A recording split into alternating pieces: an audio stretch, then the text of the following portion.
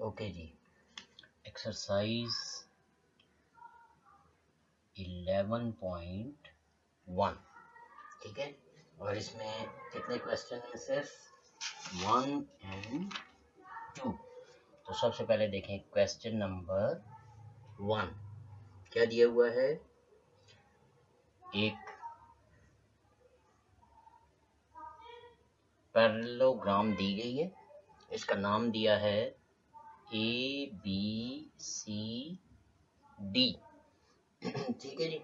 और ये angle B जो है 130 डिग्री है, और उसने कहा है कि find the measures of remaining angles. बाकी एंगल हमने फाइंड करने हैं, एंगल A फाइंड करना है, एंगल D फाइंड करना है, और एंगल C फाइंड करना है। तो याद रखें ये बहुत इजी होते हैं। पैरेललोग्राम में जो भी साइड एंगल्स होते हैं उनका सम हमेशा 180 के इक्वल होता है, ठीक है। इसका मतलब है आप लिख सकते हैं ये B plus C equal to 180 या A plus B is equal to 180। तो आप लिखेंगे angle measure angle A plus measure angle B is equal to 180 degree. क्यों? तो आप बताएंगे ABCD is given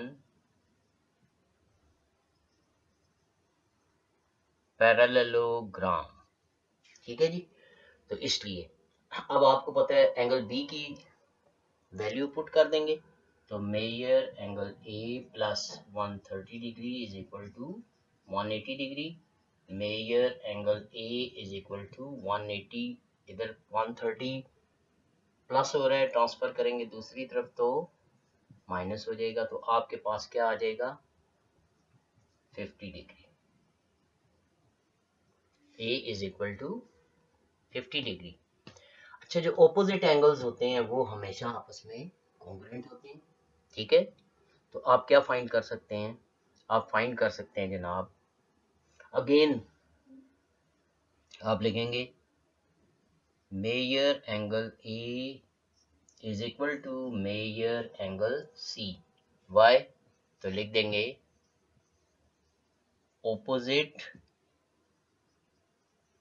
angles of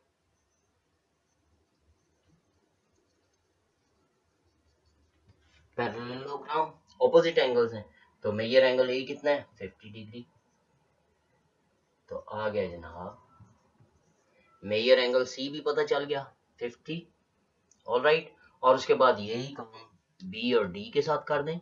B is congruent to D, तो आप लिखेंगे मेजर एंगल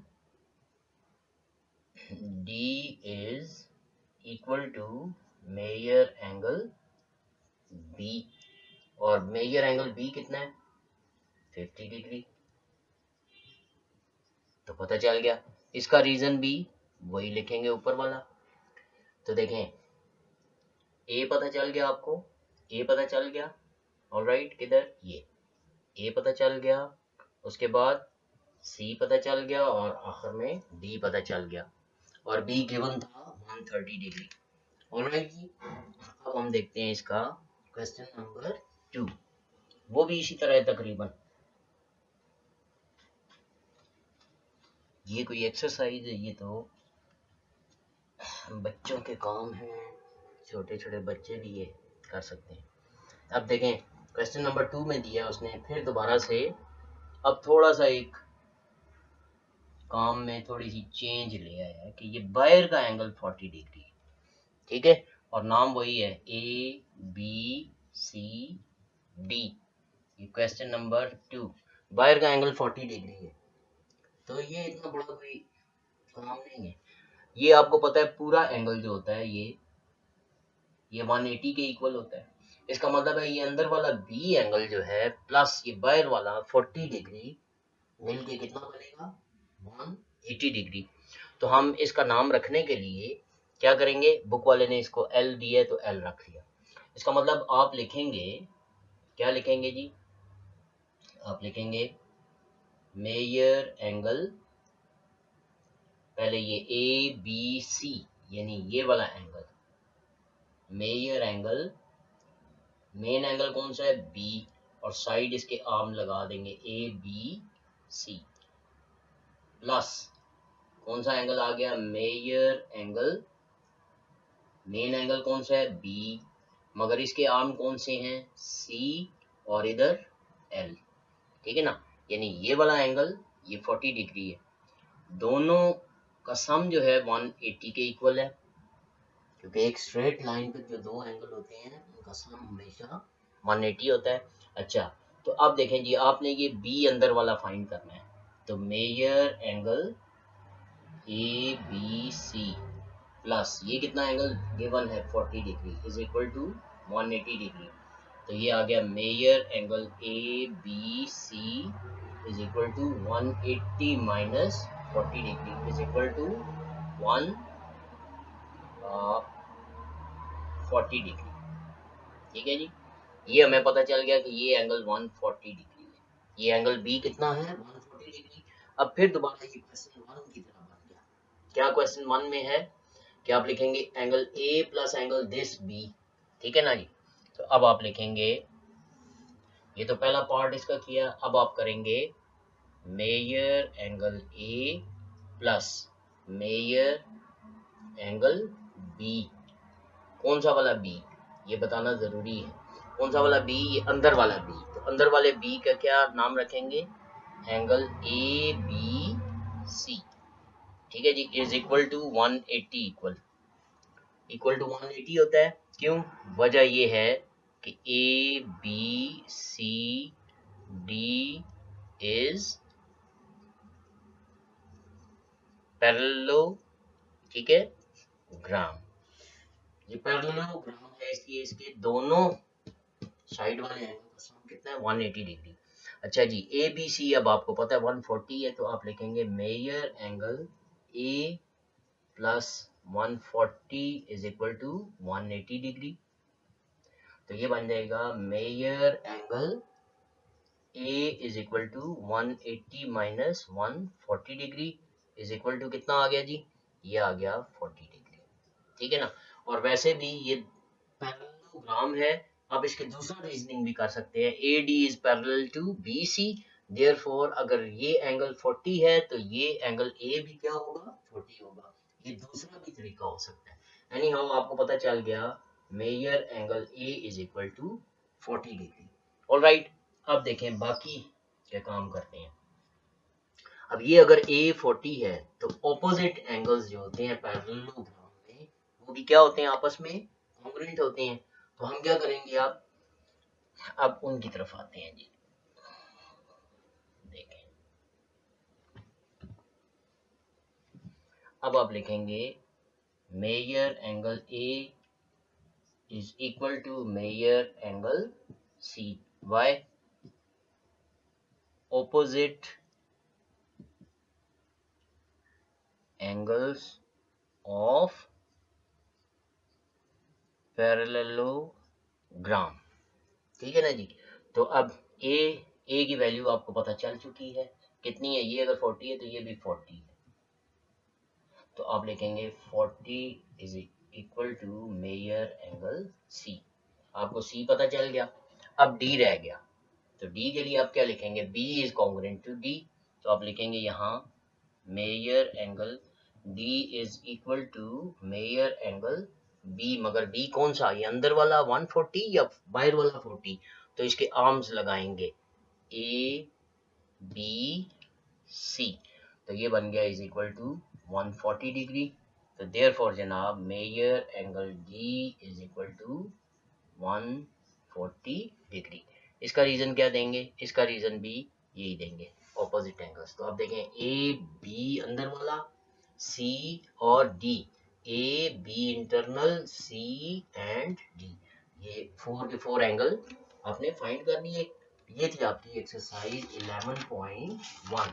उसके बाद शॉर्ट सिलेबस के मुताबिक आपकी एक्सरसाइज आएगी जनाब 11.4।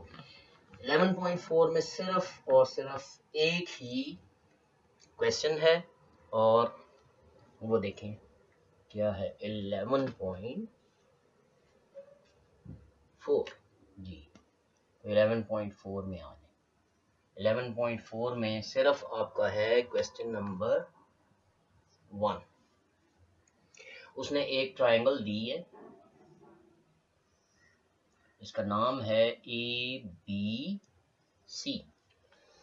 और ट्रायंगल में उसने बताया है कि मीडियन है। मीडियन कौन से हैं जी? मीडियन ये होता है ऑपोजिट साइड पे हमेशा जो मिड पॉइंट को मिलाने वाली लाइनें होती हैं उन्हें मीडियन कहते हैं। ये मीडियन, ये पहला मीडियन है AP।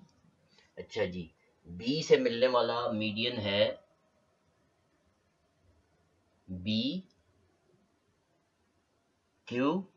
ठीक है जी। और तीसरा मीडियन उसने दिया है C से मिलने वाला, वो है R, ठीक है जी। ये मीडियन आपको, ये मीडियन है जो कि एक ही पॉइंट पे कॉन्करेंट होते हैं। उसके बाद उसने साइडें बताई हुई हैं कि जनाब median of a triangle from its vertices, ठीक है जी, distance of point of concurrency of the medians of a triangle from its vertices are, यानी जनाब अगर ये पॉइंट इसका G रख लें, ये मिड पॉइंट जो है ये क्या रख लें? G पॉइंट रख लें। तो पहला पॉइंट इसने दिया हुआ है गिवन, ये गिवन क्या है? AG,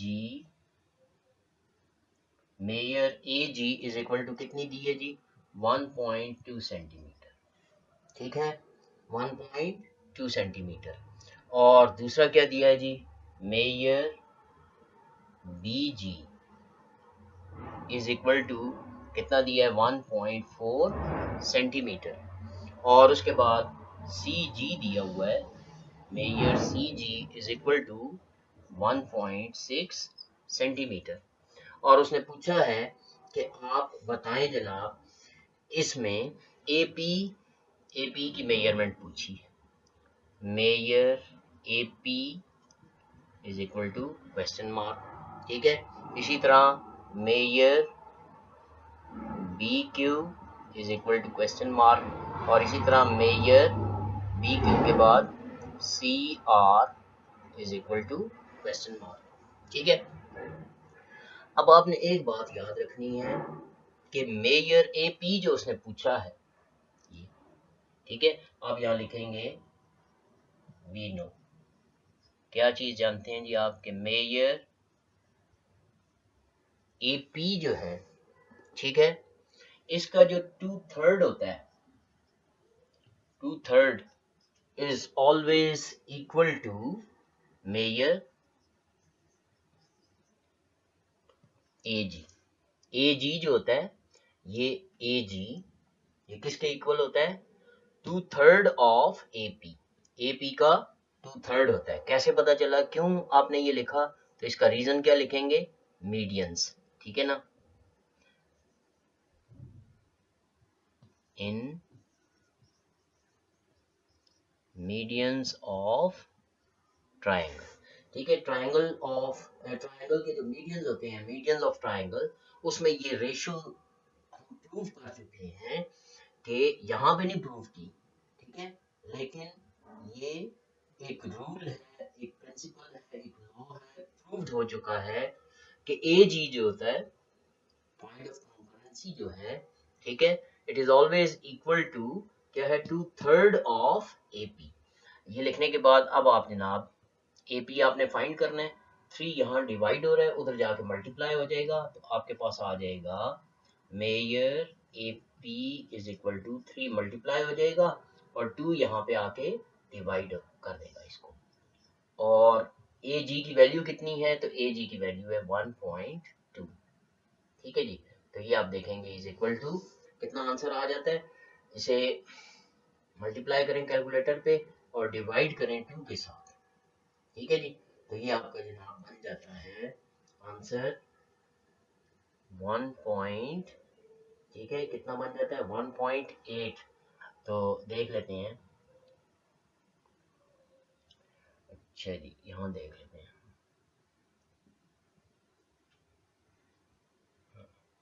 यानी 36 है, 36 डेसिमल यहाँ पे लगा तो 2 से फिर डिवाइड किया पॉइंट और 28 था, इसका मतलब 1.8, ठीक है जी, 1.8 सेंटीमीटर। जैसे ये पॉइंट निकाला है, बाकी इसी तरह बी क्यू भी इसी तरह से आप फाइंड करेंगे। बी क्यू के लिए आप क्या लिखेंगे, वही 2/3 of measure of B Q is equal to, क्या लिखेंगे जी, ए पी के अगेंस्ट लिखा था ए जी, ए पी के अगेंस्ट ए जी, तो अब क्या है, बी क्यू के अगेंस्ट बी जी लिखेंगे, बी जी। इधर से इस बी जी को कैलकुलेट कर लेंगे उसी तरह से, sorry, measure B Q is equal to 3 divide हो रहा है, उधर जाके मल्टीप्लाई हो जाएगा, ठीक है, एंड डिवाइडेड बाय 2, और अंदर इस बी जी की वैल्यू लिख देंगे, बी जी कितना है 1.4, ठीक है जी, 1.4, 4.2 को जब डिवाइड करेंगे तो हाँ कितना आ जाता है 2.1, 2.1 सेंटीमीटर, ठीक है जी, नजर आ रहा है 2.1 सेंटीमीटर, ऑलराइट। और इसी तरह आप थर्ड की तरफ आएंगे, थर्ड में क्या है, थर्ड में आपने फाइंड करना है measure C R is equal to वही 2/3 जो होता है सी आर का, दैट इज इक्वल टू, अच्छा जी, सी आर जो है किसके इक्वल होगा, सी जी के। तो अब आप ये फाइंड करेंगे measure C R is equal to 3 divide हो रहा है, उधर जाके मल्टीप्लाई हो जाएगा, तो आपके पास आ जाएगा 3 मल्टीप्लाई बाय सी जी, सी जी की वैल्यू कितनी है, सी जी की वैल्यू है 1.6 एंड डिवाइडेड बाय 2, उधर मल्टीप्लाई हो रहा है, इधर आगे डिवाइड कर देंगे, तो ये बन जाएगा, ये 2.8 आर 16, तो ये बन जाएगा 2.4, 8 3 24 और 1 प्लेस पे डेसिमल सेंटीमीटर, ठीक है जी, ये आपका आंसर बन जाएगा। तो ये था 11.4 का क्वेश्चन नंबर, ठीक है, 11.4 में कौन सा था, क्वेश्चन नंबर 1 था सिर्फ, ठीक है जी। और उसके बाद आपने रिव्यू एक्सरसाइज करनी है, वो जुबानी क्वेश्चन है, वो इतने लंबे चौड़े नहीं। ये देखें एक्सरसाइज रिव्यू 11, तो उसमें फर्स्ट क्वेश्चन में दिया हुआ है जी, in a parallelogram opposite sides are, opposite sides क्या होती हैं, कॉन्ग्रुएंट होती हैं। तो नंबर 1, क्वेश्चन 1 का पार्ट 1 ये जी congruent. Part 2, in a parallelogram opposite angles are, वो भी जनाब कॉन्ग्रुएंट होते हैं। अच्छा जी, नजर आ रहे हैं, ठीक है, अच्छा जी। उसके बाद पॉइंट नंबर 3 देखें, diagonals of a parallelogram bisect each other at a point, bisect. Number 4 देखें, नंबर 4 में फिल इन द ब्लैंक करना है, medians of a triangle are क्या होते हैं, कंकरेंट,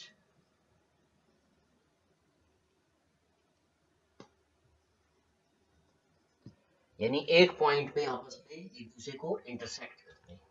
और उसके बाद नंबर 5 है, diagonals of a parallelogram divides the parallelogram into dash triangles, तो क्या लिखेंगे, into congruent triangles, ठीक है ना। ये अगर पैरेललोग्राम है और ये इसका डायगोनल है, तो ये इन दोनों ट्राइंगल्स को क्या करता है, कॉन्ग्रुएंट आपस में, ठीक है, डिवाइड कर देता है। ये जनाब इसके क्वेश्चन 1 का फर्स्ट पार्ट था।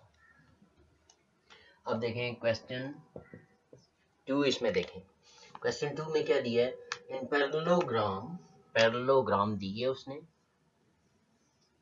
नाम इसका रखा हुआ है ए, ठीक है जी, बी सी डी, और उसने बताया है कि इस एंगल का नाम है 1, इसका नाम है 2, ठीक है जी, इसका नाम है 3 और इसका नाम है 4। अब उसने लिखा है मेजर एंगल ए बी, हाँ जी, डैश मेजर, सॉरी एंगल नहीं है ये साइड है, मेजर साइड डी सी, हाँ जी। तो ए बी जो है, ए बी और डी सी में क्या लिंक होगा, ये, क्यों, क्या रीजन है, तो रीजन वही कि ये पैरेललोग्राम है। इसी तरह बी सी जो है ये हो गया आपस में कॉन्ग्रेंट, बी सी जो है आपस में कॉन्ग्रेंट होगा। और रीजन क्या देंगे फिर इन द ब्लैंक में, रीजन आप यही देंगे, measure angle side B C is dash to measure side A D. तो बी सी और ए सी में क्या रिलेशन है, कॉन्ग्रेंट है, ठीक है। इसी तरह मेजर एंगल 1, 1 जो है इसके, 1 जो है ऑपोजिट इंटीरियर के कॉन्ग्रेंट होता है, ठीक है। तो आप लिखेंगे, उसने लिखा है दिस और आगे फिल इन द ब्लैंक है, तो आप क्या लिखेंगे 1:2 नहीं लिखेंगे, 1:3 नहीं लिखेंगे, 1:4, मेजर एंगल 4 लिखेंगे। ये 1:4 क्यों है, क्योंकि दोनों ट्राइंगल्स आपस में क्या है, कॉन्ग्रेंट है। और इसी तरह मेजर एंगल 2 जो है कॉन्ग्रेंट टू, तो फिल इन द ब्लैंक में क्या लिखेंगे, 2:3, मेजर एंगल 3। ये जनाब आपका क्वेश्चन नंबर 2 था, फिल इन द ब्लैंक। उसके बाद देखें क्वेश्चन नंबर 3। क्वेश्चन नंबर 3 में वो कह रहा है find the unknown in the given figure solution. तो नीचे जनाब उसने बताया हुआ है, ये आपको दी हुई,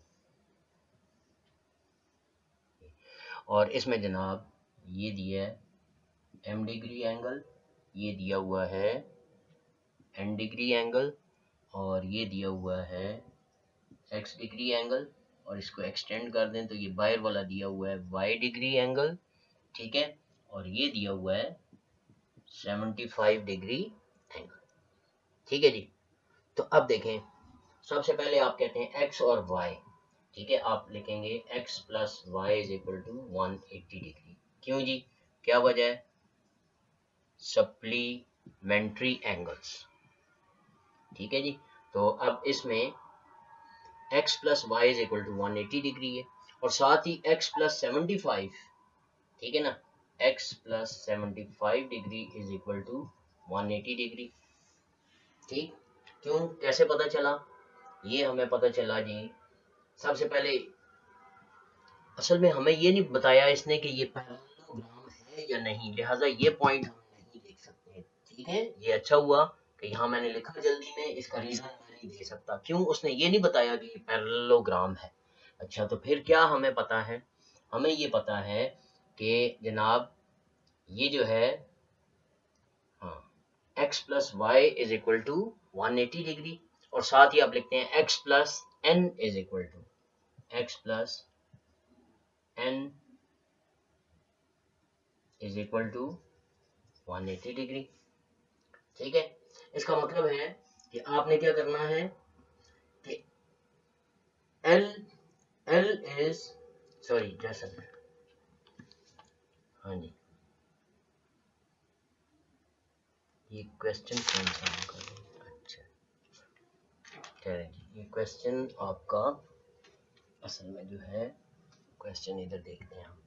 सबसे पहले ये देखें, क्वेश्चन 4 करेंगे, सॉरी क्वेश्चन 4 में देखें,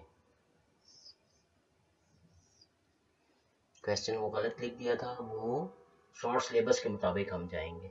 तो ये देखें, ये दिया है जनाब 55 डिग्री, ऑलराइट, और ये दिया हुआ है 11x, ठीक है जी, और इसका नाम क्या रखा हुआ है, A B C and D, और इधर ऊपर दिया हुआ है 5m प्लस 10 डिग्री, ऑलराइट। अब इसमें देखें, और ये एंगल बी है, और उसने ये बताया है कि ये अब एक ये पैरेललोग्राम उसने दी हुई है कि ये पैरेललोग्राम है। तो इसमें अननोन आपने फाइंड करने हैं, इसमें ऑटोमेटिक आप लिखेंगे कि 11x इज इक्वल टू, ठीक है, या कॉन्ग्रुएंट टू 55 डिग्री। क्यों जी? क्योंकि ABCD इज पैरेललोग्राम। तो यहाँ से x की क्या वैल्यू आ जाएगी? x की आ जाएगी value is equal to 55 divided by 11। तो x is equal to 5। x कितना आ गया? 5 डिग्री आ गया। उसके बाद दूसरी बात आप जानते हैं, angle A plus angle B is equal to 180 degree. क्या रीजन? वही रीजन कि पैरेललोग्राम है। अब A इसमें कितना है? 55 degree plus B is equal to 180 degree. तो आप क्या करेंगे? B इज इक्वल टू कितना आ जाएगा जनाब? B इज इक्वल टू आ जाएगा 180 माइनस 55 इज इक्वल टू जी। तो 180 माइनस 55 करें अगर, तो कितना आ जाता है आपके पास? ये जनाब आ जाता है तकरीबन 15 का 30, तो 125 डिग्री।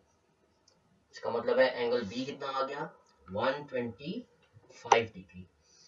उसके बाद ये 125 डिग्री है, तो ये 125 जो है ये इसके डी के कॉन्ग्रुएंट है। तो इसका मतलब है आप लिख सकते हैं कि 5m plus 10 degree is equal to 125 degree. तो 5m is equal to 125 minus 10 is equal to 115। तो m is equal to 115 divided by 5, तो कितना आ जाएगा? m इज इक्वल टू, हाँ जी, कितना आ जाएगा? 5 2 ज़ा 10 कैरी किया, 5 3 ज़ा 15, तो 23 डिग्री। ये 23 डिग्री हो गया। इसका मतलब है m फाइंड कर लिया, x फाइंड कर लिया और एंगल b भी हमने फाइंड कर लिया। इतनी बात क्लियर हो गई। अब एक और देखें, इसका क्वेश्चन नंबर 5 देखें।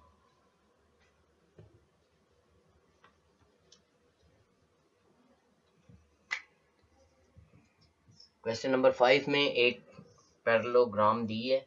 ये पैरेललोग्राम है L M N and P। इसमें ये दी हुई है साइड AM माइनस 4N, ठीक है जी।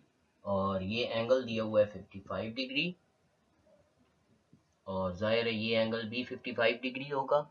और ये दिया हुआ है साइड दी है 10, ठीक है।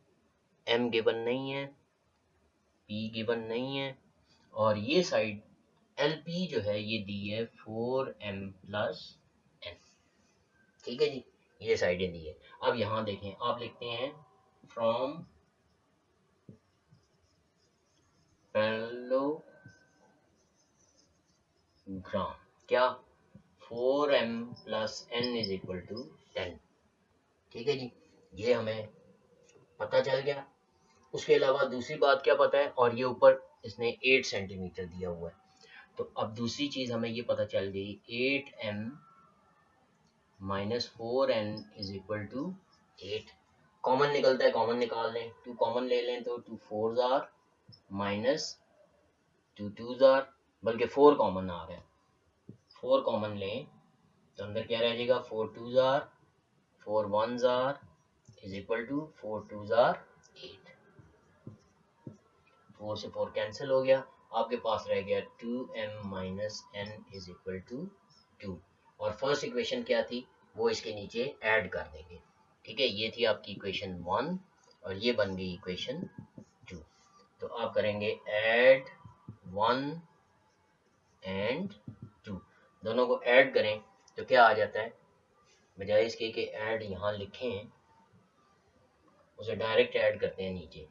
4m plus n is equal to 10, ठीक है ना जी। ये है ऐड 1, ऐड किया तो क्या आ गया? ये कैंसिल हो गया, n 4 plus 2 6m is equal to 10 plus 2 12। 6 इधर आके डिवाइड हो जाएगा, ठीक है। तो आपके पास आ जाएगा m is equal to 12 divided by 6 is equal to 2। इसका मतलब है m आपको वैल्यू पता चल गई। अब आपने क्या फाइंड कर लेनी है? अब आपने फाइंड कर लेनी है n की वैल्यू। तो किसी एक इक्वेशन में पुट कर दें m की ये वैल्यू, तो आप क्या करते हैं, ये put m is equal to 2 in equation, कौन सी में पुट कर दें, ये सेकंड में, छोटी इक्वेशन में पुट करते हैं, तो आ जाएगा 2 इंटू एम की जगह 2 लिखें, और क्या है minus n is equal to 2, क्या बन गया 4 minus n is equal to 2, n minus है उधर ले जाएंगे तो क्या हो जाएगा, प्लस हो जाएगा, और 2 इधर आके माइनस हो जाएगा, तो n इज इक्वल टू 2। ठीक है जी, n की वैल्यू 2 आ गई, इसका मतलब है m फाइंड हो गया, n फाइंड हो गया। और क्या चीजें फाइंड करनी है आपने इसमें जनाब, बस यही दो चीजें आपने फाइंड करनी थी, n एंड n। उसके बाद देखें इसका क्वेश्चन नंबर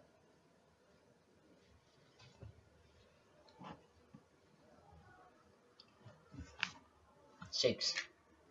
क्वेश्चन नंबर 6 में वही चीज है, वही डायग्राम है दोबारा से, ठीक है जी, इसका नाम है L M N और ये P। ऑलराइट, इसमें ये एंगल P है, ये एंगल M है, और उसने बताया हुआ है कि इन क्वेश्चन नंबर 5, क्वेश्चन 5 का डाटा है, और उसने बताया sum of opposite angles of the parallelogram is 110, यानी ये given sum of opposite angles यानी L plus N is equal to 110, ये गिवन है, ठीक है। We know L is congruent to N, क्यों, क्योंकि L M N P is parallelogram, ठीक है। तो अब L की जगह हम N लिख सकते हैं इसमें, तो therefore N plus N, angle के सिंबल डाल देते हैं, ठीक है जी। N plus N is equal to 110 degree, तो ये क्या बन जाएगा 2N इज इक्वल टू 110, तो N इज इक्वल टू कितना आ जाएगा 110 divided by 2 is equal to 55 degree. इसका मतलब है हमें पता चल गया n जो है वो क्या है 255 डिग्री है। सिमिलरली इसके बाद क्या करेंगे, सिमिलरली क्या है कि P is angle P plus M is equal to 110 degree, उसने कहा ऑपोजिट एंगल्स का सम कितना है 110, तो देयरफॉर ये तो गिवन था, ठीक है, गिवन वी नो, उसी तरह जैसे वो किया ना आपने, इसी तरह ये भी करेंगे कि P is congruent to M, ठीक है। क्या रीजन है, पैरेललोग्राम,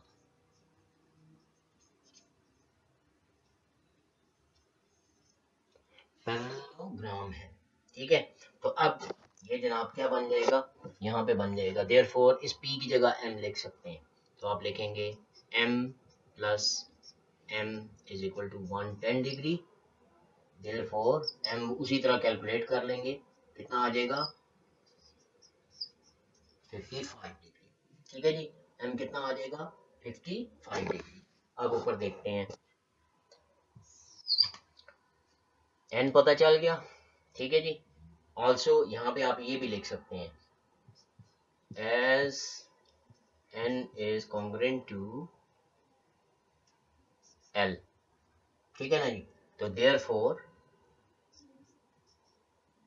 55 डिग्री, और इसी तरह M is congruent to P, तो therefore ये क्या है, M कितना कैलकुलेट किया आपने 55 डिग्री, तो आ जाएगा P is equal to 55 degree. इस तरह ये तमाम एंगल्स आपने फाइंड कर लेंगे। तो ये था आपका चैप्टर 11 के एक्सरसाइजेस, वेरी इजी, ठीक है। इत्मीनान से आप इसको जब परफॉर्म करेंगे तो आपको पता चलेगा, ठीक है।